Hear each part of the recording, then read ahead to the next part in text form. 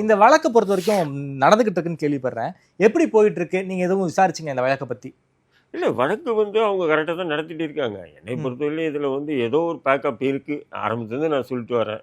ஏதோ ஒரு பேக்கப் இருக்குது. இப்போ அதை வச்சு தான் இப்போது ஆம்ஸ்டாங்குடைய மனைவி பொற்கொடி கூட எங்களுக்கு இந்த வழக்கு சிபிஐ விசாரணை கேட்குறாங்க. ஏன்னா இந்த வழக்கில் ஆளும் கட்சியை சேர்ந்த முக்கிய புள்ளிகளுடைய அதிகாரம் செலுத்துகிறாங்க இந்த வழக்கில். அதனால் இந்த வழக்கை சிபிஐக்கு மாற்றுங்கன்னு சொல்லி கேட்டிருக்காங்க. இது காலம் தாழ்ந்த இதுவாக தான் பார்க்குறேன். இது அன்றைக்கே அவங்க கேட்டிருக்காங்க. ஆம்ஸ்டாங்குடைய மனைவி இது அவர் இறந்த அடுத்த நாளே இது மனு போட்டிருந்தாங்கன்னா இவங்க திருவேங்கடம் என்கவுண்டர் பண்ணது ஏன் பண்ணன்ற ஒரு கேள்வி நீதிமன்றம் கேட்டிருப்பான். ஏன்னா வழக்கு விசாரணையில் இருக்கும்போது அவசர அவசரமாக நீங்கள் என்கவுண்டர் பண்ணுறீங்கன்னா அப்போ அந்த எதிர்த்தரப்பில் வழக்கை சிபிஐ மாற்ற சொல்கிறதுனால சிபிஐ கிட்ட போச்சுன்னா அப்போ உண்மை இது வேற ஏதோ போய் கண்டுபிடிச்சாங்கன்றதுக்காக நீங்கள் என்கவுண்டர் பண்ணுறீங்கன்னா ஒரு கேள்வி வந்திருக்கும். தமிழக அரசுக்கு மிகப்பெரிய தலைகுனிவு ஏற்பட்டிருக்குங்க தமிழக காவல்துறைக்கு.